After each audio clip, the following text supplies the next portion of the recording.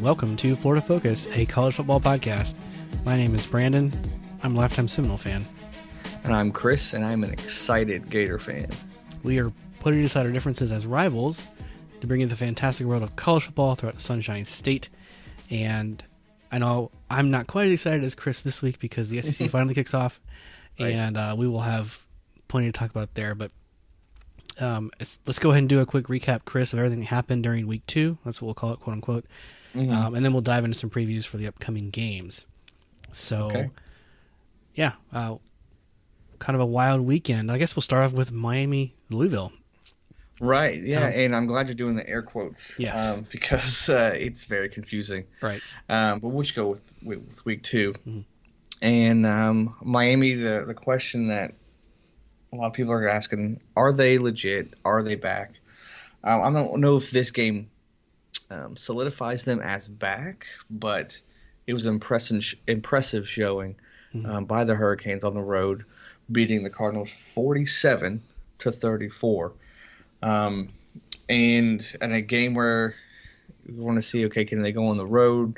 ACC play, is Derek King, can he pass the ball instead of just scrambling? They're starting to find some weapons, and they answered the question. They seemed like they're pretty good. Again, Louisville not known for their defense, right. So we're not gonna we'll pump the brakes a little bit there. But no, Miami came out at least didn't lay an egg, looked impressive on national television. Yep. Good for them. Derek King over 300 yards passing and 3 touchdowns. But the thing that really stuck out to me, especially with Miami in their offense, is that every time Louisville had this long drive and put up points, Miami, the next play, touchdown. Right. Then Louisville would go down again, 7-8 play drive. Miami, just like that, scored a touchdown. So they did a great job answering not only Louisville, but answering some of the questions that we had about them going into the season. Very true. I like did you notice the quick play strike? We knew with Rhett Lashley, the new offensive coordinator, that their tempo would be pretty quick, and they've kept up to that pace, and they're still trying to run 90 plays a game. Mm-hmm. And the biggest thing has been the turnaround in Miami's rushing attack. I think when they played UAB and then they had comparable numbers against Louisville, you're seeing some of the best offensive production on the ground in about 5 or 6 years for the Hurricanes, and that's really good, and it's because your quarterback play is so much improved. And I'm going to stick with, let's not quite go too crazy with Miami, but I still like them in the upper third of the conference. Mm-hmm. And I'll stick with what I said last week in that this solidifies them as probably in the top 3 of the ACC so far this year. Yeah. And it's good. And one of the things that we knew King was pretty good on offense, but we didn't know who's going to, outside of Jordan, the tight end who actually showed up pretty big this game. Who else was going to? It seemed like everyone got into it, especially Harris, the running back, going over 100 yards and a touchdown there. So they're really stepping up on offense, finding some key players. Now the thing with Miami is, can they be consistent? They've had games like this in the past, but can they do this week in and week out to compete against Notre Dame and Clemson? I want to say it was against Louisville last year. They put up 40-something crazy with a terrible offense. So, I mean, you're right. There are those blips where you think, okay, they've got some things figured out. And the following week they score 17 and lose in overtime to someone crazy. Mm-hmm. Right. So we'll see. Yeah. But good on them. Yes. All the signs point to improvement so far. Yeah. Oh, and I think you'll like this. Their kicker, the transfer from FIU, right? Borregales. Yeah. I think he's Borregales. Yeah, he set a Miami record with I believe 57-yard field goal. Oh yeah, that one the first half. That's right. Yeah. So there you go. As a guy who loves kickers, thank you. Kicker stepping up big time. I saw that. I know it's for an rival, and you probably hate that, but still. That's all right. I'm sure when a Nole kicker hit a 60-yarder in the swamp, you were still kind of happy in the back of your mind. So, I was impressed. I will say impressed. I wouldn't say happy, but I was impressed. Okay. Fair is fair. Yeah.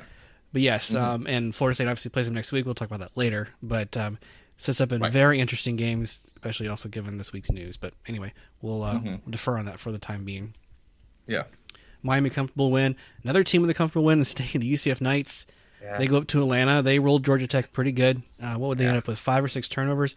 I continue to be impressed with how Randy Shannon's defense complements the offense that Heupel and everyone else coaches on the other side. And this is a defense that really is bad with the run, and is also bad in giving up yards. But as you saw with Georgia Tech, and I knew this at the second they started their first drive on defense, they were going to constantly go after the ball. Mm-hmm. They knew that probably Sims would get his yards, and he did. But time after time, they blocked a Georgia Tech kick. No surprise there. They forced a fumble in the red zone. So they gave up that really long special teams return to start the game, and really shut down the Yellow Jackets for about a quarter and a half, 2 quarters, full game before Georgia Tech put on a little points in the end. So, impressive showing. And I just forgot how many Knights returned this year. UCF looks really, really good. Yeah. I was impressed I knew that they had a fast-paced offense, but from when the whistle is blown to when they are getting, snapping the ball again, that is crazy quick. Yeah. And it's got to be annoying for the Tech, and without a consistent push up front, because you can combat that, but can you do that for 4 quarters? And that's the thing that you've seen the last couple of years. A lot of people have been able to run with UCF for 2 or 3 quarters, but it's that 4th quarter that they're just tired of running. Sure. And you can see they 21 points in the 4th quarter there by UCF. But I think what you said earlier was the turning point of the game. I believe it was back-to-back drives where Tech was going to go in to score and they fumble, and then they were going to go get a field goal and they got it blocked. And I think that really shifted the momentum, and UCF put them away in the second half. Yes. And I wasn't sure UCF would score this many points. I knew Georgia Tech is bottom third of the ACC. I knew they'd get a lot of hype from the Florida State win. I knew they wouldn't be able to carry the momentum. But I also thought this game wouldn't go over the 56. Well, I was very wrong because UCF almost covered it by themselves. Yeah. So, for real. A good solid win. I think they're ranked 14, which is probably a good spot for them. Once the SEC comes into play, that'll probably drop down, which is only fair. And now Big Ten. Yeah, mid to late October. Right. When they start, sure. Yeah, I forget that the season's going to be halfway done. Then Big Ten's like, don't forget about us. It's very odd, isn't it? We kind of will. Yeah. I guarantee you we will. Stat of the night, though, interesting with UCF, almost had 3 receivers go over 100 yards. And man, Williams with a $150, Robinson 105, and Nixon 94 yards. Yep. And that's insane. He would have had it. He left with an injury. Yeah. That was, I think, 2.5 quarters of play for him. I was just going to add, you look at Robinson, that guy looks electric. This is a redshirt freshman who transferred from Oklahoma, so he was a Sooner at one point. This guy's a major talent, and man, did he have a coming out party. He had 6 catches, I think, just in the first half. And, Trey Nixon's there, Marlon Williams. UCF just really didn't lose a lot of guys. They returned a lot of talent and clearly comfortable in the system, so watch out. Yeah, they look pretty good. Yep. Not a crazy good opponent, but yeah, exactly. It is the best opponent from, well, it's the only opponent out of the American they're playing this year. I think so. Yeah, they end up dropping UNC because of everything else related to it, but besides maybe Cincinnati, this is the best team they're going to play all year, I think. Do they play Memphis? They do. Okay. Memphis, I'm going to reserve judgment on because they've had a delay in their season. Had a little outbreak. They went a little crazy against the rules and had some positive testing. Right. Let that be a warning to everybody. Just be careful. Yeah. All right, so we go from 2 impressive games out of teams from Florida, and then we have the opposite of that. Yes, we do. With South Florida, Notre Dame. Man, not much to say here. We kind of saw this coming. I'm a little surprised South Florida got shut out, but their performance was pretty much what I thought it would be, to be completely honest.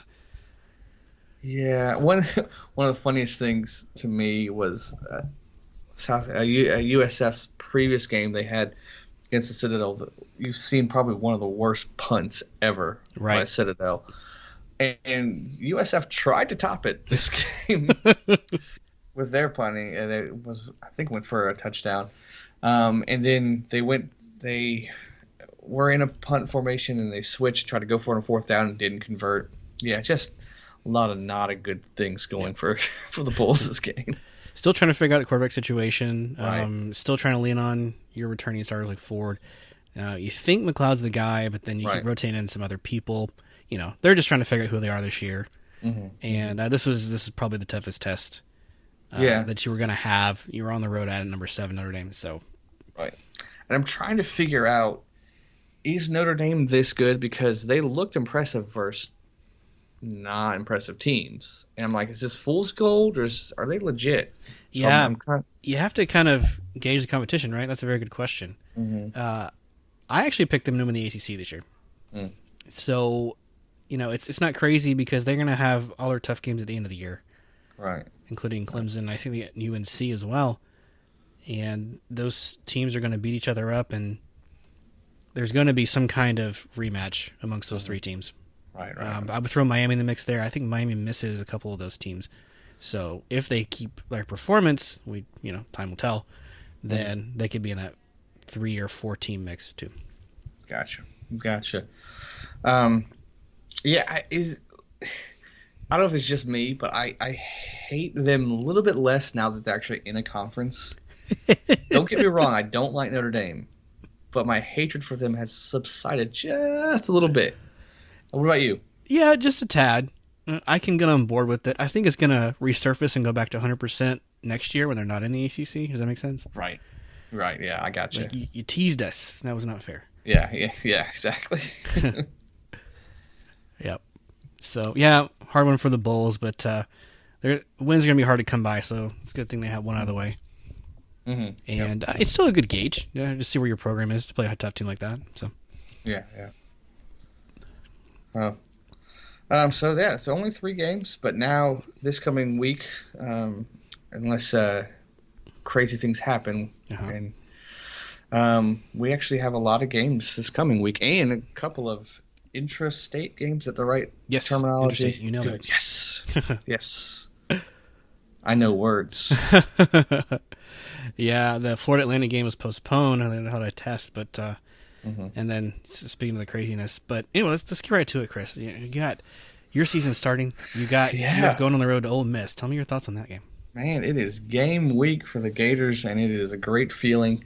Strange across the board. Strange starting off with SEC on the road.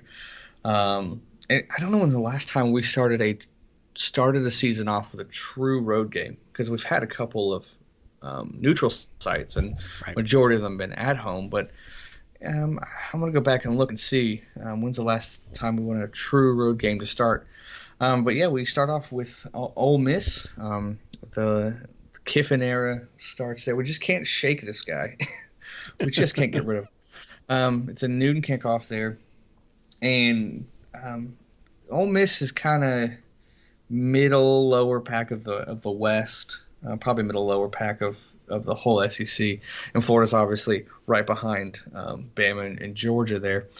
And just a couple of key players to look out for Florida. Obviously, Trask. We've had minor injuries to minor players, thankfully, and I think there was rumors of a player having COVID, but nothing else. Mm-hmm. So for the most part, we're going in with all of our weapons, and we're going to see how, if that stays consistent throughout the year. But obviously Trask is a key thing. But I think another key guy to look out for this year in this game, Emory Jones, the backup. Okay. Depth is so important this year more than any other year. And I really like Florida's chances because if something happened to Trask, I'm very confident in Emory Jones's ability to lead our team. And then we're going to just have to figure out – we kind of have an idea who the receivers are. Grimes, Copeland, and Tony are probably going to be your first go-to, with obviously Pitt's going to be the main guy. But who is going to be the running back? Like, who are the running backs? Because Mullen really likes to do running back by committee. Obviously, Pierce would be the main guy, but then who's his backup? Lingard, a few other guys that Malik Davis is still looking to get full, like 100% after his injury a couple of years ago. So I really want to see who is the the breakout or the main guy at running back there, and then the offensive line. Got a lot of guys that maybe not so much started, but played a lot. So a lot of experience on the line, and then defense. I think that's the so I'm kind of comfortable overall with the offense, but defense has the biggest questions. Um, and I want to see who's going to be leading the linebacker. We have some solid corners, but our linebackers or D line is the biggest question, I think, for us. So having said that, I still like our chances. I think Florida's 14-point favor, something like that. I don't know how we're going to play out. I really like everything I'm hearing from camp, but I always like what I hear from camp going into the season, So with Ole Miss, new coach, with everything going on, I think obviously they're behind the eight ball there, and the talent. I think definitely Florida has an advantage, but I just don't know if it's going to be. I think it's going to be a sloppy game. I really do. I think it's just going to be. We're just both teams trying to figure stuff out. Mm-hmm. Less fans in the stands, which might actually help Florida. I don't know if what the SEC is going to do about crowd noise, like artificial crowd noise versus bands. I think FSU, they had a band, right, playing. Yep. And I know some teams have bands. I don't remember or if I saw what the SEC is going to do, but I don't think that might play into Florida's favor, being the road team. Right. So I think Gators win ugly. I'm going to go 30-20. Okay. So an ugly game for Florida's 30 for you. Yeah, I think that it's a game where you could see that we're the better team. We're trying to figure stuff out. Sure. So I'm going to go 30-20. Ugly win by the Gators, but a win. So I'll take it. Yep. I liked a lot of your points. Start with the defense there. Great corners. Wilson and Elam just tag teams. So I liked your take on the defensive line and linebackers. They're probably better than you think. I mean, only slightly. But, you still have some question marks there. You do have one of the nation's best tight ends, Kyle Pitts. So yeah, I don't think there's going to be a lot of drop-off with the passing game. Right. I'm not sure if you mentioned this, but whether or not your backup QB gets some playing time.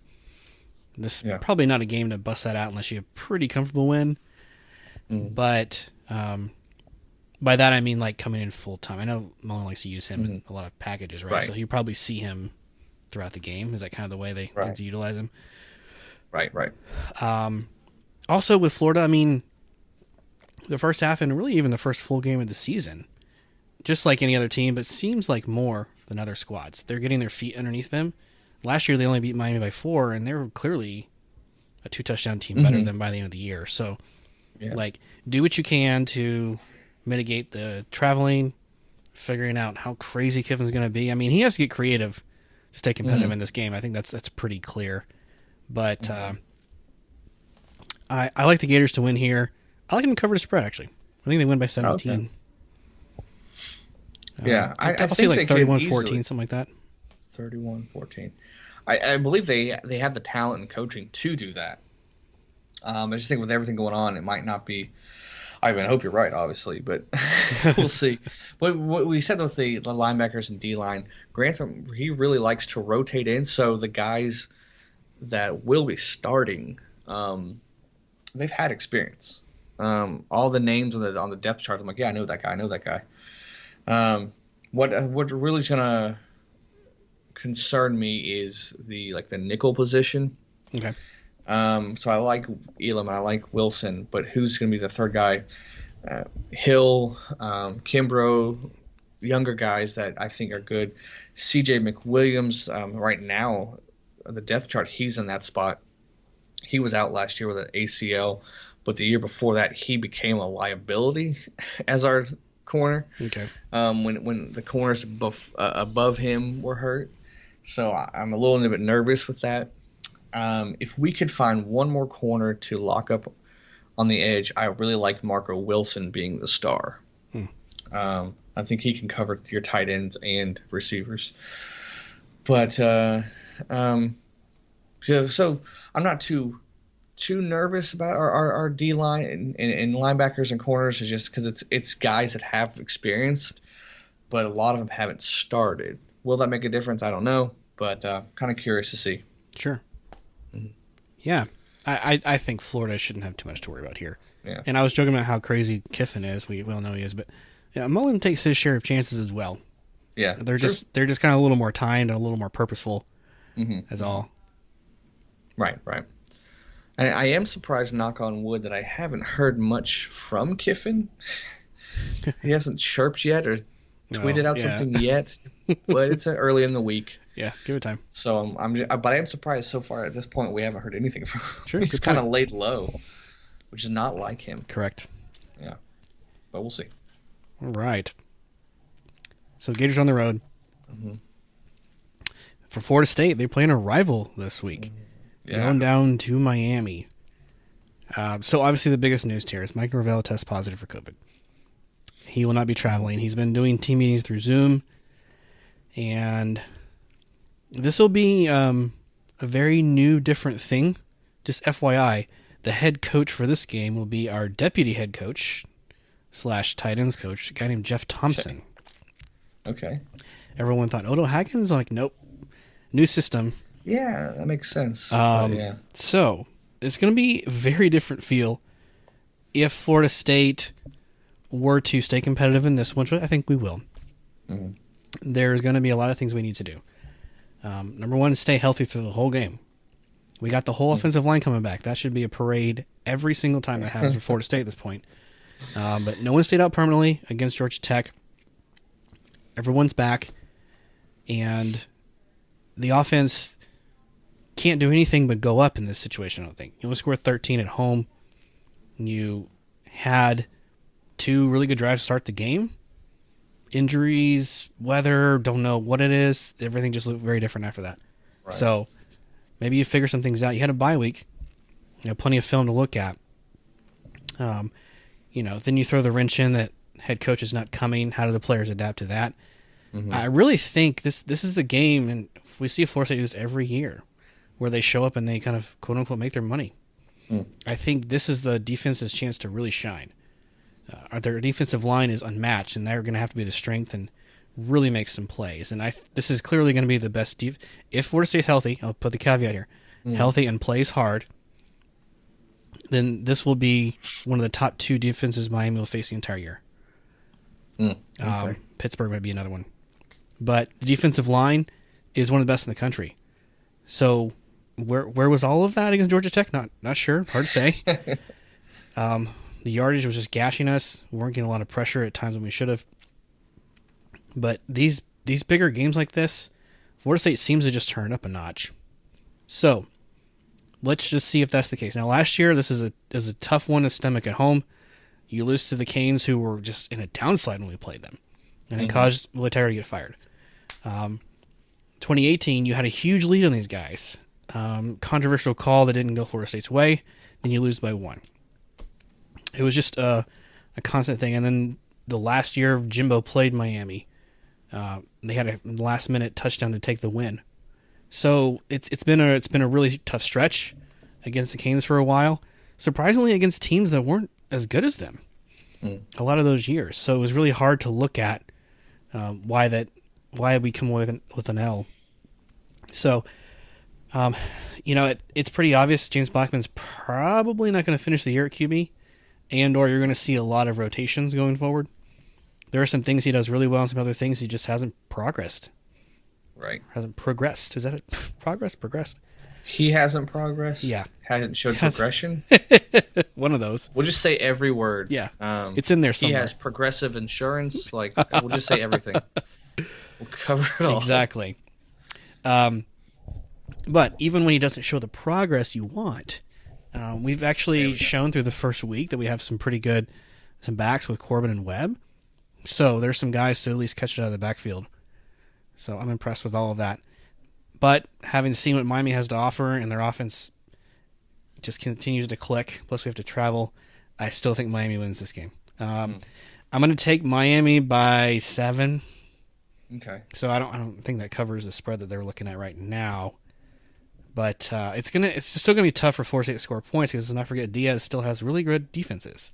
Yeah. And I was kind of surprised they gave it so many to Louisville. I don't know if that was a case of like, hey, we're tired because the offense just keeps scoring quickly, or it's late in the game. We had a huge lead. We don't have to play as hard. Take your pick. But I think 24-27 is a really good top for Florida State. So take one of those numbers and add 7 for Miami. Okay, gotcha. Add 7. I think we have reached the ceiling for James Blackman. I think we just know. I just don't think he's going to get any better. Like that's it. Like that he is who he is, right? Yep. Now, do you ride with him or do you switch it up? I think you're at the point where you switch it up. I mean, why not? I mean, if you're losing at home to Georgia Tech, why not switch to him? I mean, switch to someone else. Who? I don't know. I think everyone's saying Purdy whenever he gets back, right? Yeah, but when is that, right? Exactly. What's the backup? Is it Travis the backup? Travis is technically on 3rd on the depth chart with Rodemaker as like number 2, but it's like 2A and 2B in my mind. The thing with Jordan Travis is he just doesn't throw a lot. He probably could throw more, but he's kind of a runner. Mm-hmm. Mm-hmm. I do something, because whatever's happening is not working. I am curious to see how they respond, because if Norvell, if this was his second year, I wouldn't be as worried. But then again, they're not really missing out on Norvell because they only had 1 game with him. Right. Good point. So, it's a tough one. I think they will respond well. They've only had him for an off season and a game. But I think they're going to respond well because the coaching staff wants to show up too. And I mean, it's their rival. If you can't get hyped up for them, you shouldn't be playing. So I would expect Florida State to come out swinging. I don't know if they have enough punches for Miami. I wouldn't be surprised if they put up a good first half, maybe. Mm-hmm. A little bit of the third, but I just don't know if they can do the whole game with Miami. The way they're clicking, game day is going to be there now. Yeah, I know. So great. Just wanted to. If Miami didn't need any more swagger, and that is the biggest air quotes, the most sarcastic air quotes out there, put them on game day, right? Yep. Miami's just gonna be too much for them. I say Miami by 10. Okay. I don't think they cover still. I say Florida State's right in it till the end, till the last quarter. So I'm gonna go 27-17. Okay. 27-17, Miami. And it certainly feels like a weird spot, right? Mm-hmm. Earlier in the offseason, I said, I'm so glad we're having Miami early. And the opposite could not be more true right now, where I'm like, man, I wish we played them later once they started to make some mistakes and we figured out some weaknesses. Man, if this game were a month out, I'd feel actually more confident. Mm. And Norvell not being there, just for the continuity of it, is going to have some kind of impact. We just don't know what it is. But all that to say, Florida State is tired of losing to Miami. Right. And it would not be crazy for Miami to come out and just do something weird, like not score and turn the ball over a lot. Yeah. I would not be surprised at that either. Athlete for athlete, Florida State's dead even with the Canes. But there's a lot of other things going on. So it's not the craziest thing in the world for someone to say, I think Florida State could win. Now, a Florida State fan's the only one's going to say that, probably. But admittedly, there's some validity that Florida State could pull an upset in some kind of crazy circumstance here. But I'm not going to say it. Yeah. Do you know if Nashville Dean's back yet, or what's his? Oh yeah, great question. So I meant to mention the defensive and the injury updates. Nashville Dean actually appeared on the roster this week. Whether or not he's going to play, I'm doubtful. He got injured against the Gators last year, which is pretty late in the year. His kind of injury is going to take nearly 12 months, and he's not there yet. The one I'm hopeful for and glad is back listed as Kendo, because he can make a difference in the middle of the field. So that's always a good thing. As far as defense goes, we still got the depth and everybody on the line.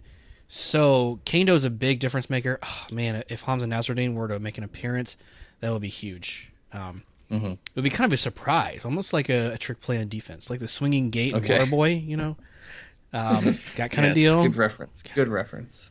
But I'm not getting my hopes up. I don't want to get too excited. A shout out to Jared, the annexation of Puerto Rico. Little Giants. One of his favorites. Yeah. Oh man. Yeah. On defense, great. I like how you put that. Yeah. A defensive trick play. It's pretty exactly. So. Yeah. Okay. Cool. So it'll be a fun one. I just personally, I like how Florida is at noon. You get a little bit of a break, and then you watch Florida State, Miami at night. I like that. I like how it sets up. Yeah. How about that? No conflicting in the schedules there. Sweet. Yep. All right. So, game that I had a 10-point spread, and now let's go to a game where there's going to be way more than a 10-point spread, and I guarantee that. Are we talking about the Knights going up to play the Pirates? Yes. Yeah. I don't think there's much to say here. Right. The Knights are going to win going away. Right. Probably score 40 again. East Carolina has been struggling for quite some time. 4 or 5 years now. Just no bowl appearances, not competitive in the American. And, the Knights will continue to roll. Yeah, I think so, too. I mean, it's not much to say. Yep. Probably cover that's 28 points, somewhere around there. Right, I think so. Yeah. Moving on. Yeah, exactly. South Florida playing at Florida Atlantic. Yes. Now, big caveat here. We already know Florida Atlantic did not play last week. Their game was postponed with Georgia Southern. A game I'm not totally sure Florida Atlantic was going to win. Georgia Southern had looked pretty good for the competition they played. And I think Florida Atlantic had like 12 tests as of recorded last week. So coming back home to play the Bulls, I feel confident in saying that the Owls win this one. Now, it's only because it's a lesser of two evils kind of situation. Right. Where you both got brand new coaches, don't have a lot of talent. I think Florida Atlantic returns a little bit more. But they also lost a lot of guys when Kiffin left and to the NFL, surprisingly. So good for them. Taggart starts anew for the Owls and Jeff Scott for the Bulls. But we just know that Tampa was left with not a lot of guys, especially on offense. And this probably will be an ugly game. I'm going to take the Owls 21-10. 21-10, okay. The thing that South Florida, I think, might have going for them is that they've played a couple of games. Yeah. So they're kind of getting a rhythm, they've maybe starting to figure out their team, key players, and FAU does not have that at all. True. Maybe they might have a better team talent-wise. Interested to see Taggart, what he does down there. Yeah, it's a tough one. It is a really tough pick. I mean, you lean FAU. I'm very curious to see what the Bulls do now that they've had some games. I don't know if they can get back up enough after that beat down that they had. So I'm gonna go slight lean, maybe a 1 point victory FAU. Okay, so you think it's closer than me. Okay. Yeah. I don't know. Certainly easier to talk about a game that's close, but one of the few times we kind of differ quite a bit. Yeah. I still think they win, but I think it's going to be barely. Okay. You make good points. South Florida morality, where is that at? Yeah, right. And then can't underestimate the value, even if it's on the field losing, but you still got to run your reps. So cool. And the last game, FIU gets their season started, and they're going to play at Liberty. Yeah. Good old Hugh Freeze. They got that right? The old Miss Coach. Say yes. I see his face. I think so. Yeah, I think you're right. Versus Butch Davis. Interesting coaches. Yeah. Any thoughts on this one? I mean, Liberty looked pretty decent in their game. I'm going to go with Liberty. I just don't know FIU just yet. And I know a sliver about Liberty, so that's why I'm going with them. Oh, man. See, I thought I'd get another one. Now I'm going to take Liberty as well. Okay. They've shown some improvements. FIU, again, losing some talent. And even the talent that they had just only won 6 or 7 games last year, whatever it was. So Bush Davis has his job cut out for him, and especially in a season that's irregular. Right. Yep, So, yep. I'll take the Flames. Is that their real name? I thought so. Liberty Flames. Actually, that was a sincere pick. Am I wrong? Well, I mean, their logo has some kind of bird, but maybe that's a flaming bird. I gotta. That even make me doubt it. But you could be right. I don't know at all. Let me ask. I'm just going by the logo. Let's look it up. I'm asking Uncle Google right now. Yeah, it is Liberty Flames. Good job. Yeah, at Lynchburg, Virginia. How about that? Okay. Well, there you go. Now everyone else knows for sure. I would not have. Then why? Okay, so I want to know what's the deal with that bird. Yeah. What's the story? It's supposed to be flamey. Couldn't tell you. Yeah, I don't know. Is it one of those like Crimson Tide, but here's an elephant? Yeah, some kind of weird reference, like a Demon Deacon too. Right, like a history war that eagle. No one knows anymore. Yeah, War Eagle, but here's a tiger. Like, exactly. What is that? Yeah. Okay. Maybe. All right. So hopefully we'll figure that out by next week. Yeah. more on that later. Right. Man, well, actually, pretty decent slate. Let's hope that all the games get played.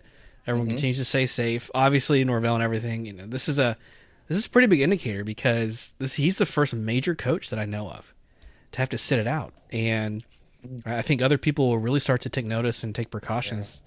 So, all the best to the Norvell family, of course.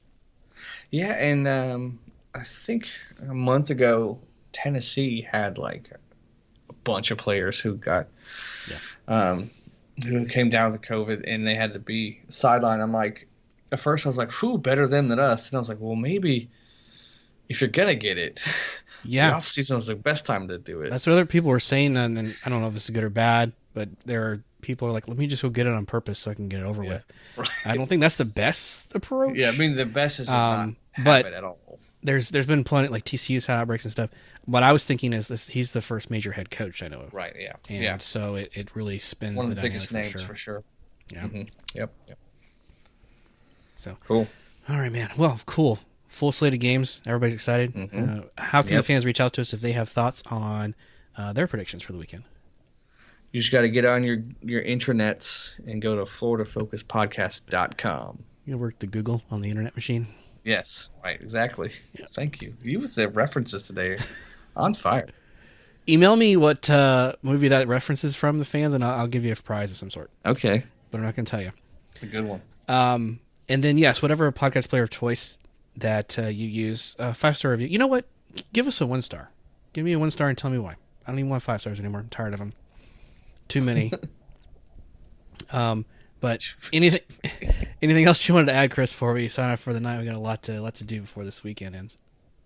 I'm just excited. Yeah, I just want to say that I'm really excited. It's weird because you didn't think it was in limbo. And you're like, well, you're trying to mentally prepare yourself for it not happening, and it's going to happen. But then, it's happening later, and then for SEC, it's even later. And finally, it's here. So it's like a delayed Christmas, and I'm really excited. That's good. Adding the SEC adds a whole icing on the cake for the season that's already been going, and so I'm looking forward to it too. Actually, yeah. Excellent. Well, thanks for everybody for taking the time to listen to us. We appreciate it. This is Brandon saying, "Go Noles." This is Chris. Go Gators.